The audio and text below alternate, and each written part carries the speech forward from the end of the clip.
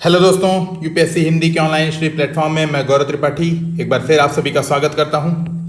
दोस्तों, जैसा कि इस प्लेटफॉर्म के माध्यम से हम यूपीएससी और यूपीपीसीएस ऐसे सीरीज को हिंदी में डिस्कशन कर रहे हैं और अभी तक हमने एक क्लाइमेट इशू पर एक ऐसे डिस्कशन कर लिया था पूरे ढंग से। मेन बॉडी, निष्कर्ष कैसे लिखना है, इंट्रोडक्शन कैसे लिखना है, हमने पूर्ववर्ती वीडियोज़ में सारा देखा था। 3 लेक्चर हम इसके कर चुके हैं।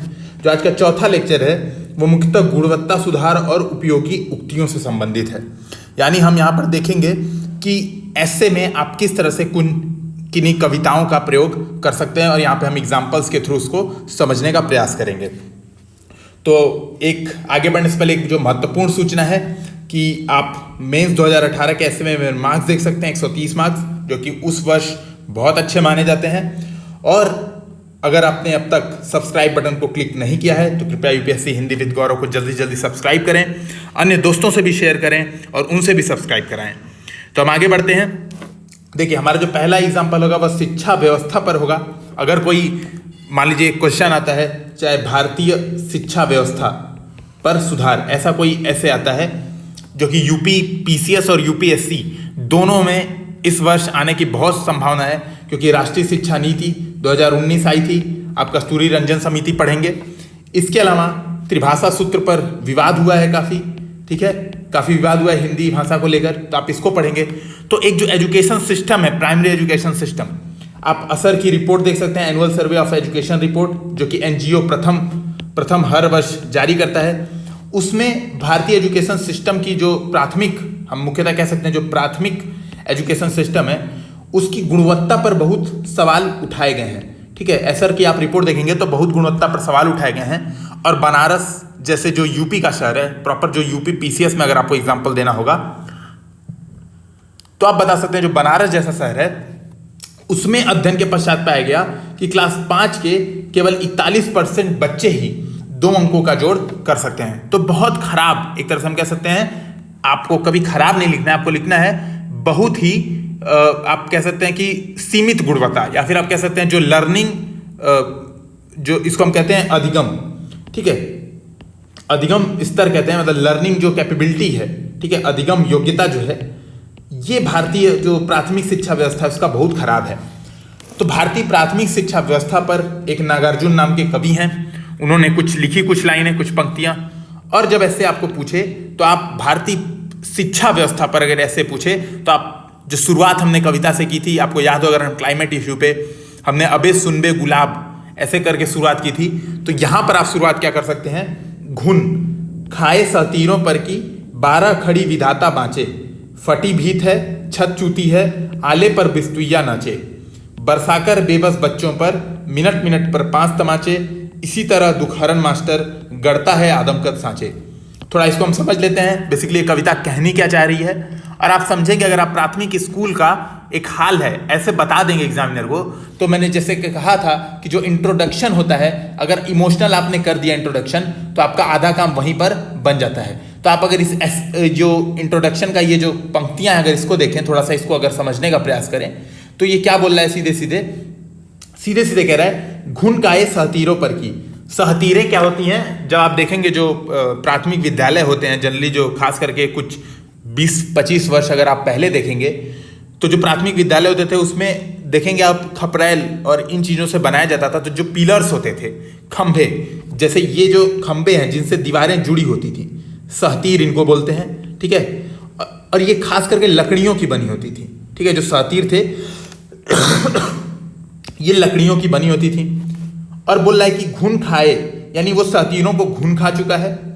12 खड़ी विधाता बाँचे। 12 खड़ी क्या होता है, हिंदी शब्दावली को आप देखेंगे, अ आ ई इन चीज़ों को बोला जाता है 12 खड़ी, ठीक है। 12 खड़ी विधाता बाँचे, यानी जो विधाता है वहाँ पर, जो शिक्षक है, वो क्या करता है, 12 खड़ी बाँचता रहता है। मतलब जो आप कहेंगे, आपको अगर मैं 2 लाइन में इसको समझाऊं तो इंफ्रास्ट्रक्चर की हालत बहुत बुरी है। वो सीधे बता रहे हैं कि घुन खा चुका है, सहतीरें हैं उनको घुन खा चुका है, इंफ्रास्ट्रक्चर की हालत बहुत बुरी है। और शिक्षक खाली बाँच रहा है, बाँचना मतलब खाली बोलते जा रहा है, चाहे सामने वाले को समझ में आए मत आए, कोई डिस्कशन नहीं, केवल बोलते जा रहा है, एक तरफा चीज़ों को बताते जा रहा है, ठीक है। विधाता बाँचे, फटी भीत है छत चूती है आले पर बिस्तुइया नाचे, मतलब दीवारें फटी चितड़ी, छत टपक रही है। खास करके आप अगर सरकारी स्कूलों पे जाएंगे तो जो छतें होती हैं वो हमेशा चूती रहती हैं, टीन शेड बने होते हैं, ठीक है। आले पर बिस्तुइया नाचे, बिस्तुइया मतलब छिपकली, खूब ढेर सारी छिपकलियां इधर उधर स्कूल में जो दीवारें हैं उस पर खूब घूम रही हैं। तो ये बात आप देखिए, प्राथमिक स्कूल का आप चित्रण इस पंक्तियों के माध्यम से कितने अच्छी तरीके से कर सकते हैं। बरसाकर बेबस बच्चों पर मिनट मिनट पर 5 तमाचे, यानी आपको पता ही होगा हमारे प्राथमिक स्कूलों में शिक्षा को खेल की तरह से नहीं देखा जाता है, लर्निंग बाय डूइंग की तरीके से नहीं देखा जाता है, शिक्षा को एक बोझ बना दिया जाता है। बेसिकली प्राथमिक स्कूलों में आप देखेंगे कि बच्चों को खूब पीटा जाता है। अगर उनसे गिनती गिनवाई और वो नहीं गिन पाए तो उनको बिना कुछ कहे मास्टर साहब ने दुखहरण कहते थे, डंडे से 4-5 दिए, 4-5 तमाचे दिए और अपनी चीज़ों को समझाने का प्रयास किया। यानी आप कह सकते हैं बिल्कुल रहम नहीं है शिक्षा व्यवस्था में, और बच्चों को सिखाने के बजाय डरा कर सिखाने पे अधिक जोर दिया जाता है। इसी तरह दुखहरण मास्टर गढ़ता है आदमकद सांचे। दुखहरण का मतलब मैंने वही कहा, जो डंडा होता है स्कूल में, जो मास्टर पतली सी, उसको सटहा बोलते हैं हमारे यहाँ, जो लोकल लैंग्वेज उसको सटहा बोलते हैं। तो जो पतली सी लकड़ी होती है, आप देखेंगे कभी नीम की लकड़ी, कभी किसी की लकड़ी, जिसने बचपन में मार खाया होगा उसको काफ़ी पता होगा। तो दुखहरण मास्टर जो है, ठीक है, तो वो लकड़ी वाला जो मास्टर होता है वह आदमकद सांचों को गढ़ रहा है। तो बता रहा है कि यार इस शिक्षा व्यवस्था का कोई लाभ नहीं है, और बेसिकली कर क्या रहा है, आदमकद सांचों को बस गढ़ रहा है कि यार मानव है लेकिन रोबोट है, ठीक है, मानवीय रोबोटों का आप कह सकते हैं निर्माण चल रहा है भारत में। तो आप देखें ये जो 8 लाइन की पंक्तियां हैं, ये बहुत ही अच्छी भारतीय शिक्षा व्यवस्था, और मुख्यतः अगर हम कहें प्राथमिक और माध्यमिक शिक्षा पे अगर कोई निबंध आता है तो बहुत ही अच्छी आप शुरुआत कर सकते हैं। अब मैं कुछ निबंधों को बताता हूं जो ऐसे क्वेश्चन में आप जहां शुरुआत कर सकते हैं। मान लीजिए प्रश्न पूछे, भारतीय शिक्षा व्यवस्था, क्या इसका निजीकरण, क्या इसकी खराब स्थिति का जो खराब स्थिति का समाधान निजीकरण के द्वारा है? ऐसा अगर प्रश्न पूछता है तो आपको ध्यान में रखना है, इंट्रोडक्शन में आपको बिना कहे ये बात बतानी है। फिर बतानी है समस्या है तो इस समस्या को दूर आप निजीकरण के कुछ उपायों के माध्यम से कर सकते हैं। फिर आपको निजीकरण संबंधित जो चुनौतियां उत्पन्न होंगी उनके बारे में चर्चा करनी है। इस बात को आप समझें। तो ये एक हो गई हमारी नंबर 1। अब हम देखते हैं दूसरी कविता, ठीक है। दूसरी कविता, कई लोग ने मुझसे कहा कि सर कोरोना वायरस पे एक निबंध की प्रैक्टिस करा दीजिए, तो लीजिए ऐसे यूज करिएगा। अब मैं बताता हूं कैसे। कोरोना वायरस आ चुका है बाजार में नहीं, पूरे भारत और पूरे विश्व में कोरोना वायरस बहुत तेजी से पांव पसार रहा है।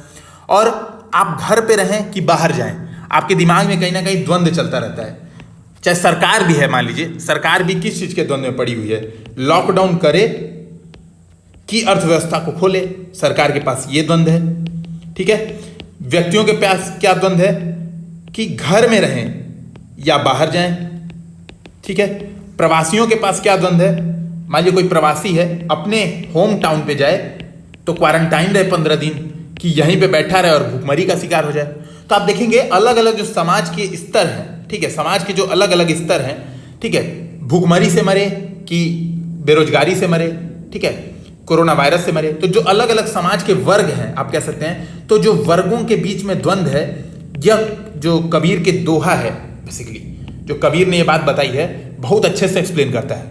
अच्छा, एक तो कोरोना वायरस पे समझ लीजिए, दूसरा मान लीजिए अगर प्रश्न औद्योगिकरण और जलवायु परिवर्तन पर आता है कि औद्योगिकरण किया जाए या फिर विकास किया जाए, या आप कह सकते हैं प्राकृतिक संरक्षण किया जाए, तो ऐसे द्वंद्व यहां पर भी आ रहे हैं। देखिए, या तो औद्योगिकरण करिए, द्वंद्व मतलब जिन जिन चीजों में द्वंद्व की स्थिति होगी, ठीक है, भारत को पितृसत्तात्मक समाज रहने दिया जाए या मात्र सत्तात्मक बना दिया जाए, जिन जिन प्रश्नों में आपको पढ़ के लगे कि यहां पर दो चीजों के बीच में द्वंद्व की स्थिति है, निजीकरण कर दिया जाए कि सार्वजनिक, जो भी पीएसयू हैं उनका निजीकरण कर दिया जाए कि उनको सार्वजनिक ही रहने दिया जाए, एक द्वंद्व यहां पर आता है, ठीक है। पब्लिक प्राइवेट पार्टनरशिप से काम चलाया जाए कि पूरी तरह से सरकारी योजनाओं को जिस तरह से लागू हो रही हैं वही रहने दिया जाए। अलग अलग तरीके द्वंद्व हैं, मतलब बेसिकली आपको ये ध्यान देना है, ये भी करना है, ये भी करना है, दोनों आपको काम करना है। आप किसको चयन करेंगे, सिलेक्शन क्या करेंगे। तो जो द्वंद्व की स्थिति है वो यह जो कबीर का जो दोहा है बहुत अच्छे से समझाता है। मैं इसको समझाता हूं। ज्यों रोऊं तो बल घटे, हंसऊं तो राम रिसाई, मनहि माही बिसुरना, ज्यों घुन काठी खाई, ठीक है, पहले में भी घुन था, घुन मतलब वही जो घुन लकड़ी को खा जाता है वही घुन, ठीक है। आप इसको समझिए, बोल रहे हैं बलराम है, बेसिकली बलराम है और कृष्ण है, ठीक है, ऐसे समझिएगा, दो लोग हैं। अब बलराम सोचते हैं कि यार कृष्ण के सामने रोऊंगा तो बल मेरा घटा हुआ माना जाएगा, मानेंगे लोग, मुझे कहेंगे कि यार ये तो बेवकूफ़ है, इसके पास तो हिम्मत नहीं है और रोता रहता है हमेशा। कोई बच्चा ही है, ऐसे ही समझिए, कोई बच्चा ही है, वो क्या कर रहा है, अगर वो रो रहा है बच्चा तो उसको माना जाएगा कि यार ये बच्चा तो बहुत रोंदू है और इसके पास बल नहीं है। और हंस रहा है बच्चा तो राम रिसा जा रहे हैं, मतलब जो कृष्ण है वो गुस्सा हो जा रहे हैं उनके ऊपर। और ऐसे भी समझिए, आप मान लीजिए कोई बच्चा है और मम्मी पापा ने उसे डांटा, ठीक है, अब वो रोए मम्मी पापा के डांटने से, तो मम्मी पापा कहेंगे यार तुम छोटी छोटी बात पे रोना शुरू कर देते हो, बहुत नालायक किस्म के इंसान हो, ठीक है। हंसे तो कहेंगे यार बहुत बेहया किस्म के इंसान हो, इतना डांट रहा हूँ, एकदम बदतमीज हो गए हो, किसी का सुनते ही नहीं हो। तो करे क्या, मतलब राम रिसा है, ऐसे समझ लीजिए, ठीक है। अलग अलग तरीके से मैं आपको समझाने की कोशिश कर रहा हूँ। तो अगर आप हंस रहे हैं तो भी बुरा है, रो रहे हैं तो भी बुरा है, आप घर से बाहर निकल रहे हैं तो भी समस्या है, कोरोना से चले जा रहे हैं, घर के अंदर रह रहे हैं तो भूखमरी से मर जा रहे हैं, सरकार अर्थव्यवस्था नहीं खोल रही है तो रेवेन्यू नहीं मिल रहा है, अर्थव्यवस्था खोल रही है तो कोरोना वायरस पूरा फैल जा रहा है। तो बेसिकली द्वंद्व देखिए, दिख रहा है आपको, मनही माही बिसुरना ज्यों घुन काठी खाई, ये उस तरह की स्थिति हो जाती है। अगला जो दोनों लाइन है वो समझा रहा है, ये उस तरह की स्थिति हो जाती है कि घुन लकड़ी जो है, लकड़ी को घुन खाता तो जाता है, ठीक है, घुन खा के लकड़ी को खत्म कर देता है, लेकिन बाहर नहीं निकल पाता। यानी घुन खुद परेशानी में पड़ा हुआ है कि लकड़ी को खाकर निकले, मतलब लकड़ी को खा जाएं कि उससे बाहर निकले। लकड़ी को खा जाएगा तो फिर तो उसके पास कुछ खाने को बचेगा नहीं, स्वयं का अस्तित्व संकट में पड़ जाएगा, और लकड़ी को नहीं खाएगा तो भी जीवित नहीं रहेगा। तो आपको इन चीज़ों से, एक द्वंद्व की जो स्थिति है, इन चीज़ों से आप आराम से समझा सकते हैं, ठीक है। बेसिकली मेरे कहने का ये मतलब है, मैंने जो दोहा है उसको समझाने का प्रयास किया है। बाकी जो दोहे की समझ है वो आप देखें, दोहे की समझ जनरली हमको लिखना नहीं होता है। पहले मैं आपको समझा दूं, मैंने ये अपने हिसाब से समझ आपको समझाई है। इसका जो एग्जैक्टली मीनिंग है आप इसके बारे में थोड़ा सर्च करें, गूगल पे देखें। मेरा बेसिकली यहाँ पे फोकस ये है कि किस तरह से आपको यूज़ करना है। मुझे ये बताना था आपको कि कहाँ कहाँ पर आप इन पंक्तियों का यूज़ कर सकते हैं, क्योंकि ये जो प्लेटफॉर्म है हमारा, इसमें बेसिकली जो हमारा कॉन्सेप्ट है लर्निंग बाई डूइंग, हम हर चीज़ को करके देखते हैं, न कि एक तरफा केवल बताते जाता हूँ। मैं कोशिश करता हूँ कि आपको एग्जाम्पल्स के थ्रू हर चीज़ों को समझाया जाए। तो ये बात को समझिएगा, ठीक है। ये कविता आप यूज़ कर सकते हैं। तीसरा, पर्यावरण। मान लीजिए कोई पर्यावरण संबंधी इशू आया, ऐसे आया, जैसे कि हमने डिस्कशन किया था क्लाइमेट चेंज, ठीक है, कर कोई रहा है भर कोई रहा है, ऐसा हमने डिस्कशन किया था अपने लेक्चर्स में। तो वहाँ पे आप इन जो पंक्तियाँ इनका यूज़ कर सकते हैं। हिमगिरी के उतंग शिखर पर बैठ शिला की शीतल छांव, एक पुरुष भीगे नैनों से देख रहा था प्रलय प्रवाह। मतलब जो मानव है, एक मानव के बारे में बात बताई गई है कि वह बहुत ऊंचे जगह पर बैठ के और देख रहा है कि रोते रोते, मतलब पूरे रोते रोते परेशान हृदय से देख रहा है कि कितनी बुरी प्रलय आई है, ठीक है। आप देखेंगे, अगर आपने बाइबल के बारे में थोड़ा सा जानते होंगे तो नोआज आर्क, ठीक है, नोआज आर्क की एक स्टोरी है। नोआज आर्क में कहता है कि एक बहुत बड़ा प्रलय आया तो एक नाव पर कई प्रजातियों को बैठाकर लोग निकल लिए, कुछ लोग बच गए और उसी से हम आज जीवित हैं, ठीक है। बहुत बड़ी जो प्रलय आई थी, तो उसी को आप समझ सकते हैं। हमारे जो संस्कृति है, हमारी जो भाषा है, उसमें इस तरह से समझाया गया है, ठीक है, कि हिमगिरी के उतंग शिखर पर बैठ शिला की शीतल छांव, एक पुरुष भीगे नैनों से देख रहा था प्रलय प्रवाह। मतलब पुरुष देख रहा है कि उसने जितना विकास किया, जितना औद्योगिकरण किया, सब नष्ट हो गया। आप चाहें तो पर्यावरण में नहीं, कोरोना वायरस में भी इसको एक बार कनेक्ट करिए। सोचिए, हमने इतना औद्योगिकरण किया, इतना विकास किया, लेकिन फिर भी हम ये जो प्रलय आई है, ये जो समस्या आई है मानव समाज के समझ, इसको खाली देख पा रहे हैं, इसके लिए कुछ कर नहीं पा रहे हैं, ठीक है। जो तीसरा हमारा है, तीसरा, प्रतियोगिता या शिक्षा पे अगर कोई प्रश्न आए, वही जैसे पहला ही जो ऐसे हम कर रहे थे, जो पहला हमने ये कविता देखी थी घुन खाए सतीरों पर की, मान लीजिए इसी में प्रश्न में आपको आगे बताना है कि हमारी जो वर्तमान शिक्षा व्यवस्था है वो केवल कंपटीशन पर जोर देती है, ठीक है। आपको ये बताना है, एक चुनौती में आपको ये बताना है कि केवल कंपटीशन पर जोर दे रही है, सीखने पर नहीं। आप देखेंगे चाहे वो जेईई एडवांस हो, ठीक है, ज्वाइंट एंट्रेंस एग्जामिनेशन, जिसके थ्रू आईआईटी का एंट्रेंस एग्जामिनेशन होता है, ठीक है, मैंने इसको क्लियर किया है। तो आप देखेंगे चाहे वो आईआईटी का एग्जाम हो, चाहे हम यूपीएससी की प्रिपरेशन कर रहे हैं, बेसिकली क्या हो रहा है, ये हार तोड़ कंपटीशन हो रही है। और देखा क्या जा रहा है, इसको इस कविता से समझिए। अब हवाएं ही करेंगी रोशनी का फैसला, जिस दिए में जान होगी वह दिया रह जाएगा। ठीक है, कहा यही जा रहा है। आप इस बात को समझिए, मतलब कि तैयारी सब लोग कर रहे हैं, खूब ढेर सारे लोग तैयारी कर रहे हैं, अंधी रेस में लगे हुए हैं। ठीक है, लेकिन जो फैसला होगा कि कौन आगे जा रहा है कौन पीछे जा रहा है, वो मात्र एक एग्जाम करेगा।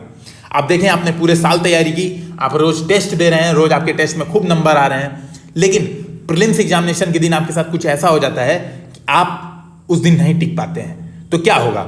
आप सोचें कि ये जो पंक्तियां हैं वो आपके काम आएंगी।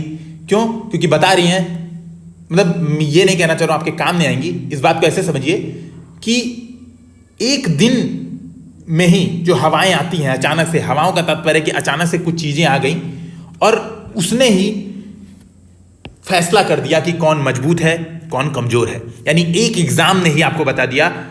ये हमारी भारतीय शिक्षा व्यवस्था वर्तमान है, इसमें सतत जो चेकिंग है, जो रेगुलर चेकिंग है, जो रेगुलर अभ्यास होने चाहिए थे, इंटरनल मार्किंग होनी चाहिए थी, जो हर रोज की जो इंप्रूवमेंट है उसको चेक करना चाहिए था, इसके बजाय क्या होता है, हम एक दिन में फैसला करने का प्रयास करते हैं। हालांकि यूपीएससी का एग्जाम ऐसा नहीं है, आप देखेंगे मेंस में आपके पास 9 दिन का समय होता है, लेकिन बात यही है कि मेंस में भी 9 दिन का समय होने के बावजूद भी आपका एक पेपर बिगड़ा, जो कि मेरे साथ 2018 में हो चुका है। मेरा ऑप्शनल बहुत खराब हो गया था और 220 मार्क्स उसमें मुझे मिले थे, तो वो बिगड़ गया ऑप्शनल, और मेरा सिलेक्शन फर्स्ट अटेम्प्ट में नहीं हुआ। तो इस बात को आप समझिए, ये आप अन्य जगहों पर भी बता सकते हैं। मान लीजिए खेल से संबंधित प्रश्न है, ठीक है, भारत को ओलंपिक में गोल्ड 50 जीतने हैं, ऐसा प्रश्न है। मान लीजिए ओलंपिक में 50 गोल्ड, स्वप्न या हकीकत, ऐसा मान लीजिए कोई ऐसे आता है, तो वहां पर भी आप इस ऐसे का यूज कर सकते हैं, सॉरी इस जो पंक्तियों का यूज आप वहां पर भी कर सकते हैं। ठीक है, इस बात को समझिएगा। इसके बाद अब हम अपने जो चौथा है उस पर बढ़ते हैं आगे, करप्शन। मान लीजिए भ्रष्टाचार संबंधित कोई ऐसे आता है कि, और आपको या फिर कोई भी ऐसे में आपको लिखना है भ्रष्टाचार संबंधित समस्या, आपको दर्शानी है ऐसे के बीचों बीच में। ठीक है, इस बात को समझिएगा। निबंध के बीचों बीच में आपको एक समस्या के रूप में, मान लीजिए सामाजिक समस्या आप लिख रहे हैं कहीं पे, और भ्रष्टाचार दिखानी है। ठीक है, चाहे वो गवर्नेंस से रिलेटेड कोई भी ऐसे हो, कोई निबंध है अगर प्रशासन, भारतीय प्रशासनिक व्यवस्था से रिलेटेड आता है, या फिर मान लीजिए पूछ रहा है कि आज़ादी के बाद के 70 वर्ष, ठीक है, आज़ादी बाद के 70 वर्ष, और आप कह सकते हैं ऐसा प्रश्न है मेरे सपनों का भारत। ठीक है, ऐसा कहीं भी अगर मान लीजिए ऐसे आता है, ऐसा कहीं भी प्रश्न आता है, तो आप इस जो पंक्तियां हैं इन पंक्तियों को कोट कर सकते हैं। पंक्तियों को मैं पढ़ता हूं और फिर समझाने का प्रयास करता हूं। पंक्तियां कह रही हैं, तुम्हारी फाइलों में गांव का मौसम गुलाबी है, मगर ये आंकड़े झूठे हैं, ये दावा किताबी है। ठीक है, बेसिकली जो हमारा भ्रष्टाचार है वो क्या करता है कि फाइलों में आप देखेंगे सड़कें फाइलों में बन चुकी हैं, हर चीजें फाइलों में हो जाती हैं, लेकिन ये जो दावा होता है वो झूठा होता है और खाली किताबी आंकड़ा होता है, हकीकत में ऐसा कुछ नहीं होता है। तो ये बातों को आप इस ऐसे से बहुत अच्छा समझा सकते हैं। मतलब ये कहना चाह रहा है कि जो सरकारी ऑफिसर होते हैं उनकी फाइलों में हर चीज अच्छा ही अच्छा होता है, फाइलों में दिखाते हैं यार बहुत अच्छा है, गांव में एकदम हर चीज बिल्कुल व्यवस्थित है, सारी जो भी सुविधाएं हैं, जो भी इंफ्रास्ट्रक्चर है बहुत अच्छे से डेवलप्ड है, लेकिन जो उनका आंकड़ा है वो झूठा है और दावा पूरी तरह से किताबी है। तो ये बात कौन कहता है? ये जो पंक्तियां हैं वो इस बात को समझाने का प्रयास करती हैं। ठीक है, बीच में आपको कहीं भी लिखना हो, ठीक है, ऐसे के बीचों बीच में, तो इस बात को आप प्रयोग करें। जैसे अगर आप समझेंगे, आपने अगर 2019-20 की इकोनॉमिक सर्वे अगर पढ़ा होगा, इकोनॉमिक सर्वे में बताया है नियंत्रण वाले हाथ, ठीक है, अदृश्य हाथ जो चीजों का नियंत्रण करते हैं, और इसमें कुछ एक्ट्स के बारे में बताया गया है। ठीक है, इसमें कुछ एक्ट्स के बारे में बताया गया है। ठीक है, ये चैप्टर नहीं है, चैप्टर का नाम जो मुझे याद आ रहा है अभी तुरंत याद आया, नियंत्रण नहीं है, प्रोक्रोनी, हाँ ये चैप्टर का नाम है, प्रोक्रोनी बनाम प्रो बिजनेस, ये चैप्टर है। और ये कहता है कि भारत में प्रो बिजनेस नीतियां होनी चाहिए। प्रो बिजनेस का मतलब जो कि व्यवसाय को बढ़ावा दे, ये कह रहा है। ठीक है, प्रोक्रोनी नहीं होनी चाहिए। प्रोक्रोनी का मतलब है राजनीतिक और उद्योगों का गठबंधन, और उसमें प्रधानमंत्री सड़क योजना, ठीक है, प्रधानमंत्री PMSY का एग्जाम्पल लिया है, PMSY का एग्जाम्पल लेके बताया है कि जब इलेक्शन आते हैं, ठीक है, तो आप देखेंगे होता यह है कि उसमें बताया गया कि 26% सड़कें अदृश्य हैं, मतलब बनी ही नहीं, सड़कें गायब हो चुकी हैं। सड़कें गायब हो चुकी हैं, इसका मतलब जो प्रधानमंत्री सड़क योजना है, भाई पैसा तो आया, अब आप इससे इसको लिंक कीजिए। उसने बताया कि क्या होता है, जैसे मैं थोड़ा सा एक्सप्लेन करता हूँ लाइन से आपको चीजें, ताकि कनेक्ट हो पाए। उसमें एक केस स्टडी बताई गई है प्रधानमंत्री सड़क योजना के बारे में, और बोला गया है कि देखिए सड़क योजना का जो ठेका होता है वो वहां का जो लोकल नेता होता है उसके जान पहचान वाले लोगों को मिलता है, यानी प्रो क्रोनी ठेका होता है, ठीक है। अब प्रो क्रोनी ठेका होता है तो इससे क्या समस्या आती है, 26% सड़कें बनती ही नहीं है, बहुत ज्यादा भ्रष्टाचार है, ठीक है। लेकिन फाइलों में तो सड़कें बन चुकी हैं। अगर आप इसको समझें तो क्या है, गांव का मौसम गुलाबी है, इसका थोड़ा अर्थ लगाइए कि फाइलों में तो सड़कें बन चुकी हैं, लेकिन केवल आंकड़ा झूठा है और दावा पूरी तरह से किताबी है। और ये जो प्रधानमंत्री सड़क योजना एक एग्जाम्पल है, इस जो कविता है इसको पुष्टि करने का, ठीक है। तो आज हमने, आप देखेंगे आज हमने 5 उदाहरणों का डिस्कशन किया, 5वां, ये चौथा, इसके अलावा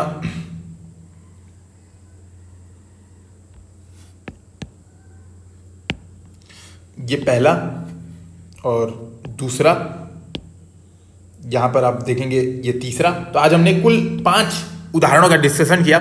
मुझे उम्मीद है आपको ये समझ में आया होगा कि इनका प्रयोग कैसे करना है, कहाँ करना है, ठीक है। और आप इसको लिखें, जब आप इसको प्रैक्टिस करेंगे रेगुलर, इससे यूज थ्रू हो जाएंगे। देखिए अचानक से आप सोचे कि एक दिन में मैं ऐसे में इन चीज़ों को यूज करूं और बहुत परफेक्ट एसेज लिख दूं, तो ये संभव नहीं है। आप इसका यूज करें, रेगुलर यूज करें, और फिर आप देखेंगे जब आप 10-5 ऐसे लिख लेंगे तो आपके अंदर जो इंट्यूशन वाली चीज है, आपके अंदर स्वयं आएगा कि यहां पे मुझे यूज करना चाहिए, यहां पे नहीं करना चाहिए। और जब आप इन चीजों का ऐसे में प्रयोग करते हैं तो आपके 5 मार्क्स समझ लीजिए सीधे सीधे प्लस हो जाते हैं नॉर्मल से, और 5 मार्क्स बहुत मैटर करते हैं। तो दोस्तों उम्मीद है ये वीडियो आपको पसंद आया होगा। कृपया बताएं कि आगे हम सीरीज को जारी रखें कि ना रखें, क्योंकि ये जो उदाहरण संबंधी सीरीज है ये मेरे खुद के नोट्स हैं जो मैंने बनाए थे पिछले वर्ष। इस वर्ष जो एग्जाम मैंने मेंस का दिया था उससे पहले मैंने इन चीज़ों को बनाया था, इसका यूज़ रेगुलर किया था। तो आप बताएं आप कैसा महसूस कर रहे हैं। धन्यवाद।